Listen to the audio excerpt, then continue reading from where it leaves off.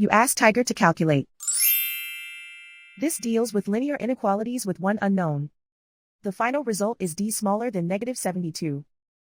Let's solve it step by step. Group all constants on the right side of the inequality. Subtract 91 from both sides.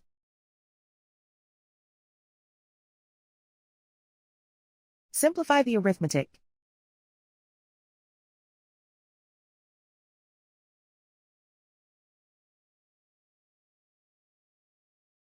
Isolate the d.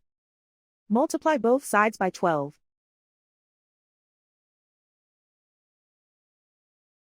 Group like terms.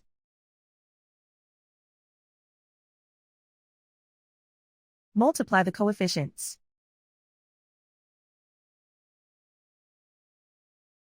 Simplify the fraction.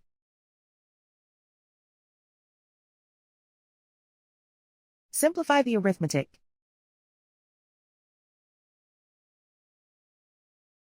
Plot the solution on a coordinate grid. And so the final result is d smaller than -72.